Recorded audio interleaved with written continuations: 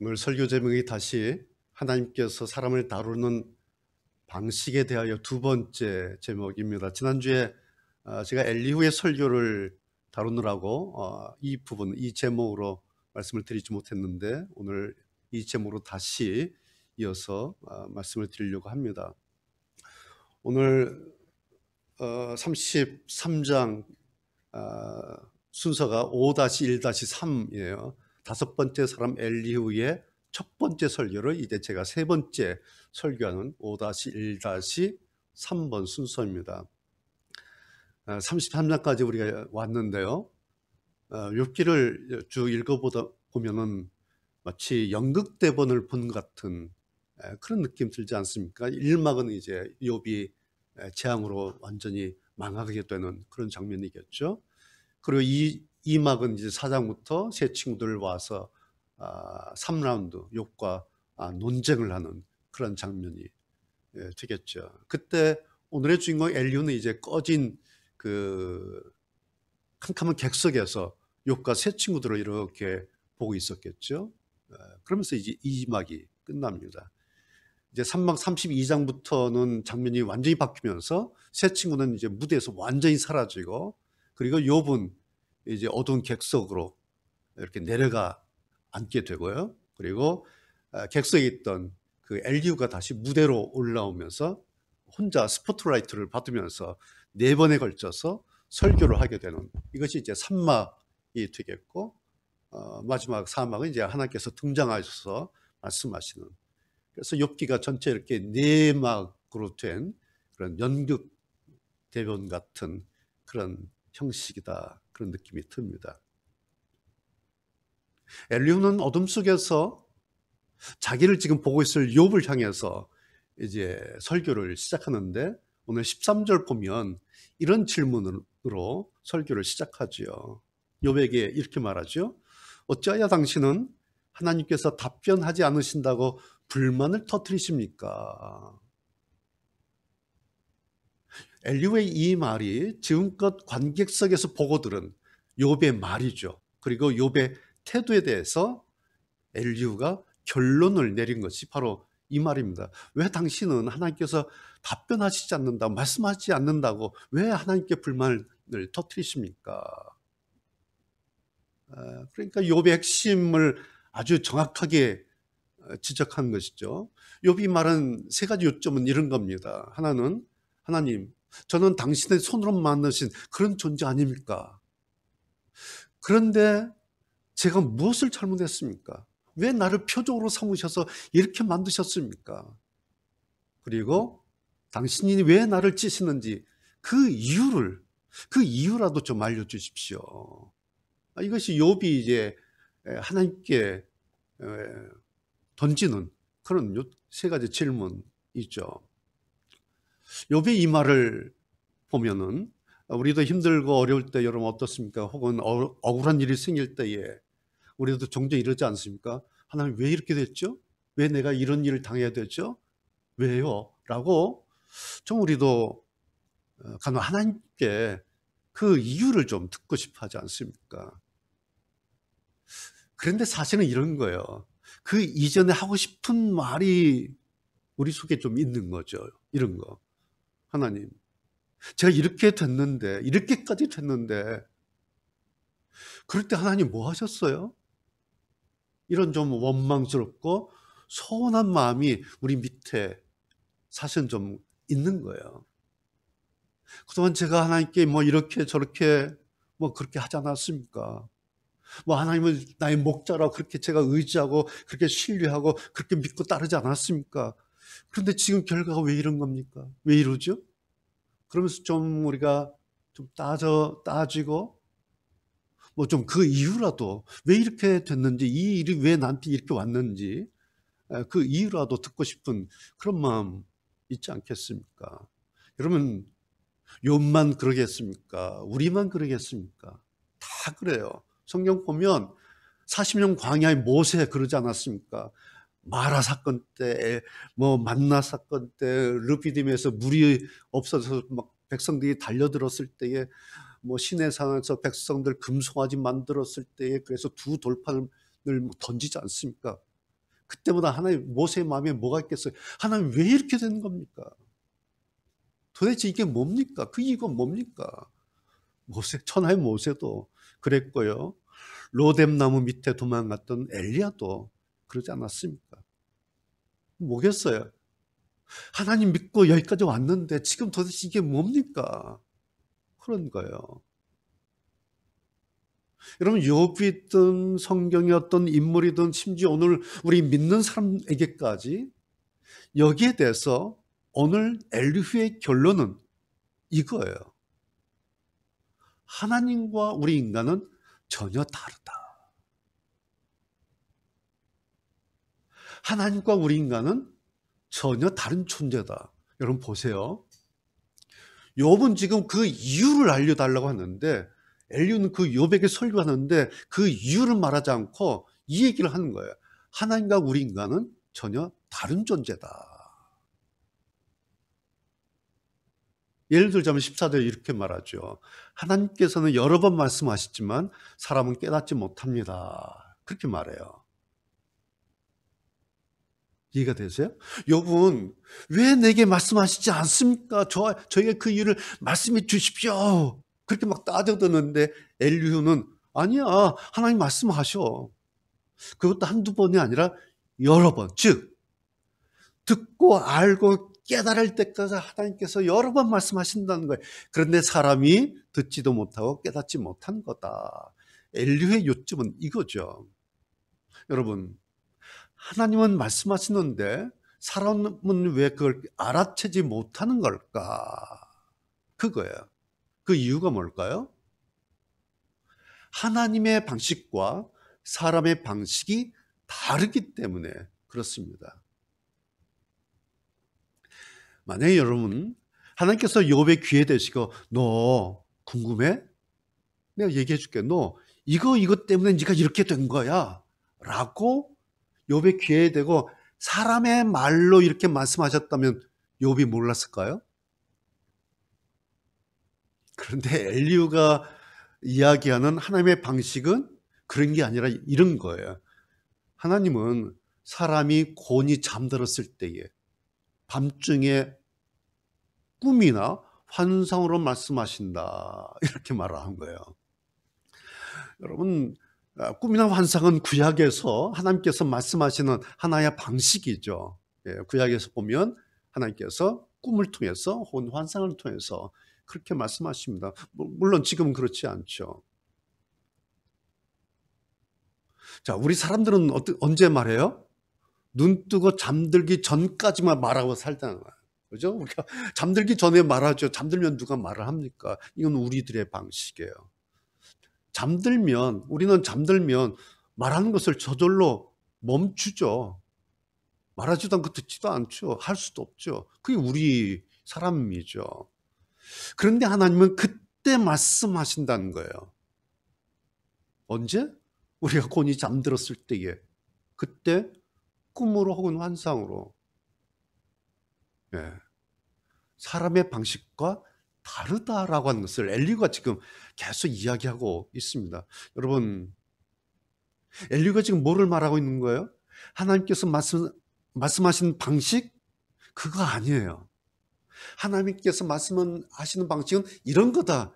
그게 아니라 하나님과 우리 인간은, 하나님과 욥 당신은 전혀 다른 존재다 라는 겁니다.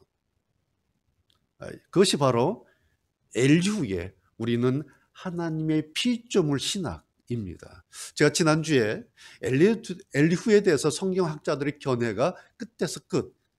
그 안에 특별히 엘리후를 부정적으로 평가하는 견해가 한 90% 정도 넘어요. 되게 엘리후를 좀 부정적으로 본다라는 말씀 드렸죠. 근데 제가 지난주에 엘리후의 설교를, 그리고 엘리후를 말씀드리면서 엘리후를 제가 탁월한 영적 통찰력을 가진 사람이다. 혹은 구원의 원리를 관통한 특별한 영성을 가진 사람이다. 이렇게 제가 말씀을 드렸죠. 그러면서 그 근거를 바로 이 하나님의 피조물 신학에서 비롯됐다라고 말씀을 드렸습니다. 여러분, 우리가 하나님의 피조물이라고 하는 의미가 뭘까요? 당신아 나나 하나님의 피조물입니다. 이게 무슨 뜻일까요? 하나님과 우리 인간 사이에는 넘어설 수 없는 경계선이 있다라는 겁니다. 경계선. 두 번째는 그래서 하나님과 우리 인간은 전혀 다른 존재다라는 의미입니다. 여러분 엘리후가 욥을 보면서 심지어 막 화를 내지 않습니까? 그 지점이 바로 이 지점이에요. 근데 어떤 학자들은요, 이런 엘리후를 가리켜서 이 사람은 굉장히 그 다혈질적인 사람이다 이렇게 평가하면서, 그래서 이런 다혈질적인 사람이어서 욥이 상대하지 않고 대답하지 않고 그랬다라고 평가를 하는데, 이건 제가 볼 때는 성경을 모르는 소리예요. 우리 옛말에 예뻐하면 손주가 할아버지 상투 잡는다 그런 말이 있죠. 사람들이요 보면 하나님과 경계선이 없어요. 하나님도 다 자기들 같이. 그래서 하나님을요 뭐 사람 정도로 여겨요 보면. 그래서 언젠가는 하나님과 1대1로 맞섭니다. 하나님을 물론 생각이나 신앙으로는 신이신 하나님이십니다, 나의 목자십니다 라고 여기는데, 막상 어떤 일에 들었으면 당신과 나, 그래서 마치 한번 따져볼 수 있는 1대1로 그렇게 여긴다 라는 겁니다. 여러분 우리 하나님은 사람이 아닙니다. 뭐 당연한 말이죠. 이 말의 의미는 뭘까요? 하나님의 차원과 사람의 차원이 전혀 다르다라는 그런 의미예요. 그런데 그 예뻐하면 할아버지 상투 잡는 격으로 하나님과 너무 밀접해지고 너무 친밀해지고 하나님의 사랑을 너무 많이 말하다 보면 어느 날 나도 모르게 하나님과 맞짱을 떠버려요. 그렇다고 해서 하나님께서 늘 에헴 그렇게만 하시는 분은 아니죠. 그럼 우리 하나님은 심지어 인간의 몸을 입고 인간의 세계, 우리 세계 이 땅에 내려오신 그런 분이에요. 그렇다고 해서 하나님께서 인간의 수준이 되신 것은 또 아니죠. 사람들 곁에 가까이 오셨지만 그러나 하나님은 여전히 하나님이십니다. 여러분 엘리후가 지적하는, 그리고 욥이 달라졌다고 보여지는 지점이 바로 이 지점이었어요. 그리고 이것을 말하고 있는 것이 오늘 우리가 읽고 있는 오늘 33장까지 왔는데 이것이 욥기예요. 여러분 잘 생각해 보세요. 욥이 고난받기 전에는 욥에게 있어서 하나님은 오롯이 경외의 대상이셨어요. 경외하는 하나님, 경외의 대상이었죠. 기억나시죠? 그런데 지금 욥은, 고난당한 이후에 지금의 욥은 그 하나님을 자기 옆으로 끌어내려요. 그리고는 왜 그러셨어요? 그 이유가 뭐예요? 라고 지금 따져 묻고 있어요. 여러분 예전엔 그러지 않았던 사람이에요. 예전에 고난당하기 전에 욥은 하나님 그러면 하나님 하고 경외했던 사람이에요. 혹시 하나님께 내가 뭐 잘못한 거 없나? 그랬던 사람이에요. 그런데 재앙 이후에 딴 사람이 된 것처럼 하나님을 자기 옆에 끌어내려서는 한번 맞짱 떠봅시다. 그런 겁니다. 이미 욥은 여러분 모든 걸 다 잃었잖아요. 그런데 거기에 또 이런 것이 바로 이거예요. 예전에 경외하던 신, 그 하나님까지 지금 다 놓쳐버렸어요. 그래서 예전에 그 아름답고 높은 신앙의 차원까지 다 잃고 억울해하면서 방황하고 있는 이 욥을 향해서 엘리후가 볼 때에 화가 날 정도로 안타까워하는 이 엘리후. 그런데 이 엘리후를 하나님께서 보시면서요, 여러분 하나님께서 이 엘리후에게 어떤 마음이 드실 것 같습니까? 우리가 하나님을 좀 알아야 한다라는 생각이 듭니다. 우리 하나님 잘 알죠. 그런데 우리가 좀 하나님을 제대로 좀 잘 알아야 할 부분이 있어요. 여러분, 이스라엘 백성들을 출애굽 이집트에서 빼내신 목적이 뭐였죠? 하나님께서 이스라엘 백성들을 출애굽시킨 그 목적 뭐죠? 가나안의 땅? 그걸까요? 아니에요. 출애굽을 시작하면서 모세에게 말씀하신 첫 번째 말씀은 이거예요. 출애굽기 3장 12절. 너희가 이 산에서 하나님을 섬기리니. 이것이 출애굽의 첫 번째 목적이에요. 하나님을 섬기리니. 여러분, 출애굽의 1차적인 목적이 이스라엘 백성이 아닙니다. 하나님 당신이에요. 여호와를 섬기리니 그러기 위해서 내가 너희를 애굽 땅에서 빼낼 것이다. 그렇지는 당신에 대해서 하나님이 이렇게 말씀하십니다. 나는 스스로 있는 자다.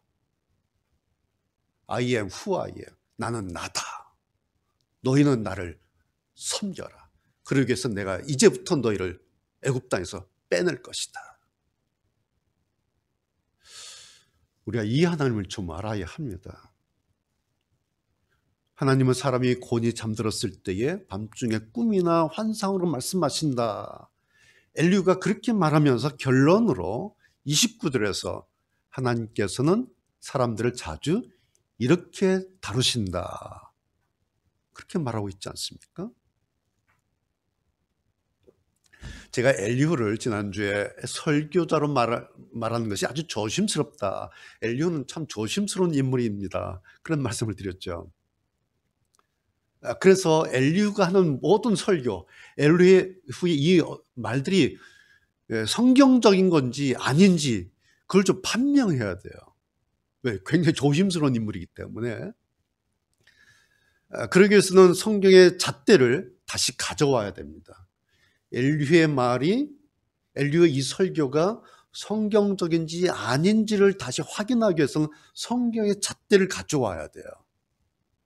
그 하나가 예수님 말씀이 오늘에 의하면 뭐예요? 나무는 열매로 알지니. 이 나무가 무슨 나무인지 그것은 그 열매를 보면 그 나무를 알 수 있다. 예수님께서 그렇게 말씀을 하시죠.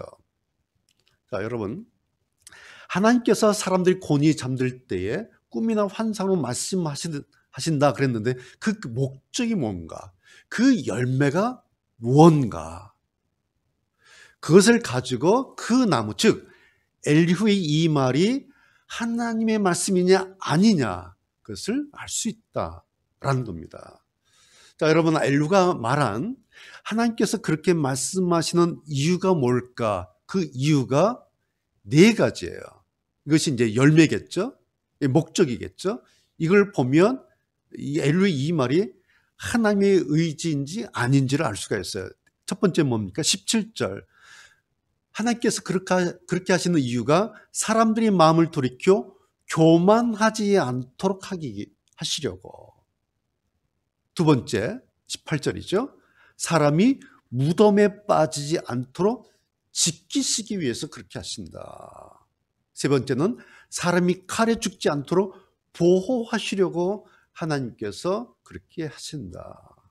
마지막 네 번째는 19절. 사람이 깨닫게 하시려고. 이것이 하나님께서 사람들이 곤히 잠들 때 꿈으로 환상으로 말씀하시는 이유다라고 엘리후가 말하는 거예요. 보니까 그렇다면 엘리후의 말이 성경적이구나 라는 것을 일단 우리가 확인할 수가 있죠. 자, 다시 돌아가서요. 욥은 자기가 왜 지금 이렇게 됐는지 그 이유를 알고 싶다는 거죠. 그런데 왜 하나님은 나에게 아무 말씀도 안 하시고 침묵하시지? 그래서 자꾸 말씀하시라고 자꾸 따져 묻는 거죠. 거기에 대해서 엘리후는 아니야. 하나님은 한두 번이 아니고 여러 번 잠들었을 때에 꿈으로 혹은 환상으로 그렇게 말씀하신다. 그렇게 말을 하고 있는 거예요. 여러분 뭐예요? 하나님께서 이렇게 하시는 것과 욥이 기대한 것은 번지수가 다르다. 완전히 다르다는 거예요. 그래서요, 사실 사람들이요, 하나님보다는 사실은 쪽집게 무당을 더 좋아합니다. 그래서 믿는다는 사람들도 들어보면 점치러 그렇게 많이 간다고 하는 이유가 바로 이것 때문에 그래요. 무당은 그러잖아요. 오른쪽이냐 왼쪽이냐, 이번에 붙냐 떨어지냐, 이 사람이 내 사람이냐 아니냐, 고객이 알고 싶어하는 것을 그 자리에서 딱 꼬집어서 그냥 말해 주지 않습니까? 그래서 무당이에요. 그래서 하나님이세요. 하나님은 무당도 아니고 사람도 아니에요. 하나님은 단지 하나님이실 뿐이에요. 그래서 무당을 찾아가든 하나님을 찾아가든 그건 다들 자기들 마음이에요. 각자 알아서 하는 겁니다. 여러분, 욥은요, 자기에게 하나님께서 아무 말씀 안 하신다 그랬는데 오늘 욥의 말에 따르면, 그리고 앞에서 했던 욥의 말을 다시 들춰보면 하나님께서 이미 말씀하셨던 적이 있어요. 7장 14절에서 욥이 이런 말을 합니다. 주님은 꿈으로 나를 놀라게 하시고 환상을 통해서 나를 두려워 떨게 하십니다. 그런 말을 해요. 7장에서. 자, 그러니까 엘리후에 의하자면 이미 욥에게 꿈으로 혹은 환상으로 하나님께서 무언가를 말씀을 하신 거죠. 그런데 욥은 단지 놀랐고 단지 두려워 떨었을 뿐이에요. 왜요? 욥이 기대한 것은 그런 것이 아니기 때문에 그렇습니다. 딱 하나예요. 내가 이렇게 된 그 이유 알려주십시오. 그 이유 나에게 말씀해 주십시오. 그래서 그 이유 내가 알게 되면 그거 가지고 한번 정당한지 아닌지 내가 한번 따져보고 싶다. 뭐 그런 겁니다. 여러분, 사실 욥은 지금요, 하나님의 말씀이나 심지어는 하나님을 기대하고 있는 것도 아니에요. 여러분, 이 부분 잘 보세요. 욥이 지금 하나님의 말씀을 기다리고 있는 것 같고 하나님을 기대하고 있는 것 같은데 사실은 그게 아니라는 거예요. 욥은 딱 하나, 고난당한 이유 문서, 그 이유를 쓴 그 문서 하나만 보고 싶은 겁니다.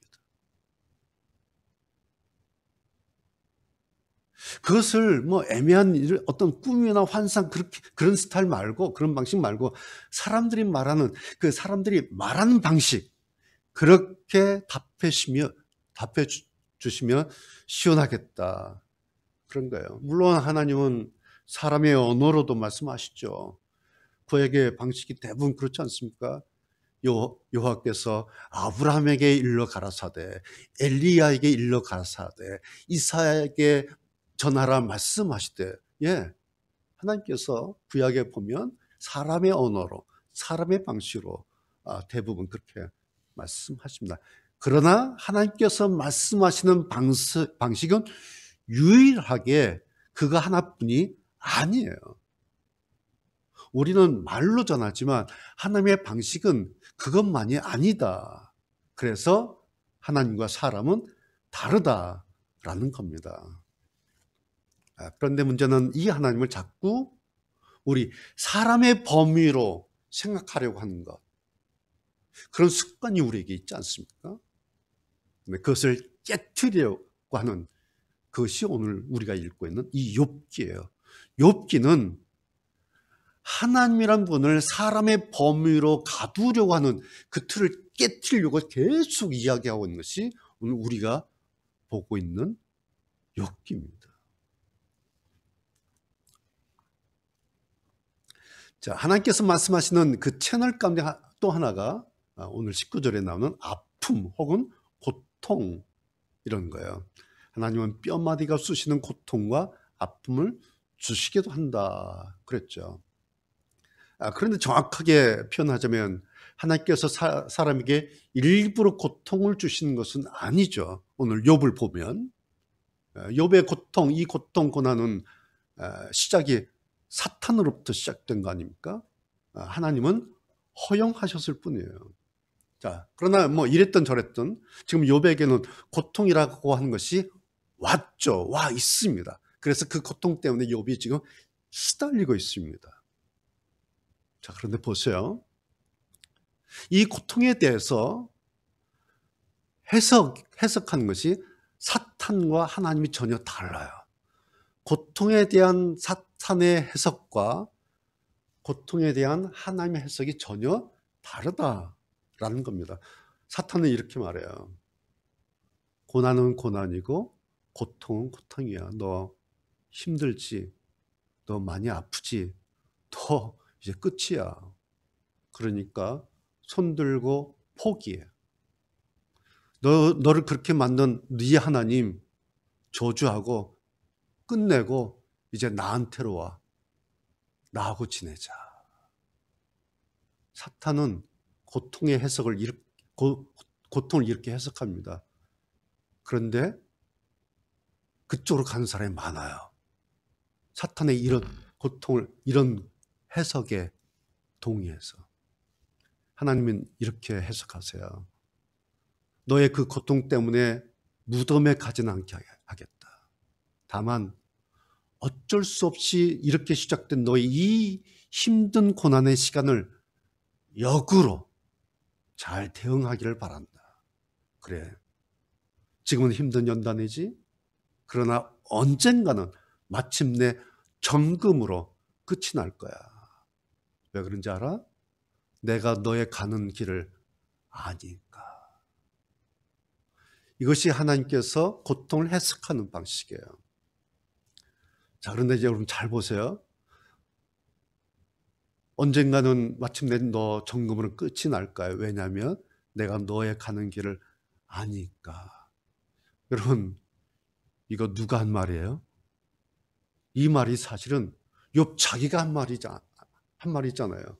나의 가는 길을 그가 아시나니 그가 나를 단련하신 후에는 내가 정금같이 나오리라. 23장에서 욥이 한 말이에요. 그런데 이 말을 하고 정작 욥 자기는 그냥 낙심해 버렸어요. 이 말하고 나서 여러분 생각해 보세요. 만약 욥이 이 말을 자기 삶의 변곡점을 삼아서 붙들고 버텼다면, 그래, 나를 단련하신 후에는 내가 정금같이 나오리라. 왜? 하나님께서 나의 길을 아시니까. 하나님께서 나를 아시지. 그래서 이 연단 끝나면 내가 정금같이 나오게 될 거야 라는 이 말을 자기 삶의 변곡점 삼아서 이 말씀 붙들고 버텼다면 어쩌면 42장까지 가게 될 이 욥기가 23장에서 달라졌을지 모릅니다. 그런데 이렇게 하실 수 있는 이 하나님의 엘리후는 그 사람을 회복시켜 주실 하나님이다. 오히려 엘리후가 그렇게 말하고 있지 않습니까? 그럼 잘 아시는 C.S. 루이스가 고통의 문제라는 제목의 책에서 이런 말을 해요. 인간은 만사가 형통할 때는 자기 뜻을 내려놓으려고 들지도 않습니다. 그렇죠. 우리가 좋을 때는 뭐 자기 뜻을 내려놓으려고 합니까? 마지막 줄에 이렇게 써요. 고통이라고 하는 것은 귀먹은 세상을 깨우는 하나님의 메가폰입니다. 고통이라고 하는 것은 하나님의 메가폰입니다. 이런 말을 해요. 여러분, 만약 고통이 없다면 누가 하나님께 귀를 기울이겠습니까? 그러나 그렇다고 해서 혹은 그러라고 고통을 일부러 주시는 것은 결코 아니죠. 단지 허용은 하실지라도 하나님께서 일부러 그러라고 그렇게 하시지 않습니다. 여러분, 뭐 인정하든 인정하지 않든 뭐 사실이죠. 오늘 우리가 사는 이 세상 자체가 날마다 고통으로 그렇게 넘쳐난 것, 그런 것 아닙니까? 여러분, 지금 팬데믹 속에 우리가 이렇게 빠져 있지 않습니까? 뭐 4차 대유행 한다는 그 경고 앞에 오늘 우리가 이렇게 와 있습니다. 지난번에 코로나로 저와 가장 친했던 그 브라질 선교사 친구가 갑자기 이렇게 세상을 떠나게 됐는데 참 지금도 믿어지지 않아요, 사실은. 어떻게 그렇게 됐을까? 그런데 그 다음날 저도 모르게 이런 말을 제가 했어요. 아, 박 목사, 이제 천국에 도착했겠다. 아, 내 친구가 거기 갔구나. 그러고 가만 생각해 보니까 내 친구 간 거기는 코로나도 없고 팬데믹도 고통도 아픔도 슬픔도 없는 그런 곳이에요. 우리가 여기서는 죽으면 끝이죠. 그게 우리의 사람의 방식이에요. 그런데 하나님은 하나님의 방식으로 다시 시작을 하십니다. 뭐 세상이냐 천국이냐 무슨 우열 뭐 그런 것을 말씀드린 것이 결코 아닙니다. 단지 하나님의 방식과 우리 인간은 전혀 다르다. 오늘 이 말씀을 드립니다. 제 말이 아니라 오늘 엘리후의 설교가 그렇습니다. 엘리후의 첫 번째 설교가 욥에게 지금 이걸 말하고 있는 겁니다. 우리는 하나님의 피조물이야. 그래서 하나님과 우리는 전혀 다른 존재입니다. 그러니 이제 당신 어떻게 하겠습니까? 저 구석에 있는 욥에게 엘리후가 던진 겁니다. 욥, 이제 어떻게 할 겁니까? 그런데 욥이 대답이 없어요. 대답 대신 저쪽 컴컴한 객석 어느 구석에 앉아서 욥이 무언가 생각을 다시 하고 있지 않겠습니까? 하나님과 우리 인간은 다르다? 뭐지? 지금껏 욥은 고난의 이유가 뭔지 그거 좀 알고 그거 묻고 따지며 덤벼들었던 그런 욥이었는데 갑자기 상황이 달라져 버렸어요. 이제는 고난도 아니고 고난의 이유도 아니에요. 하나님과 인간은 존재 자체가 전혀 다른 존재다? 이게 뭐지? 이게 뭐지? 엘리후의 첫 번째 설교는 이렇게 끝이 났습니다. 그리고 오늘 저의 설교도 이것으로 끝입니다. 찬송 함께 부르시겠습니다. 342장 오늘 객석 속에서 엘리후의 이 설교를 들으면서 이게 뭐지? 이게 뭐지? 그럼 나는 어떻게 해야 되지? 라고 다시 시작하고 있는 그 욥을 생각하면서 오늘 이 찬송 함께 부르시겠습니다.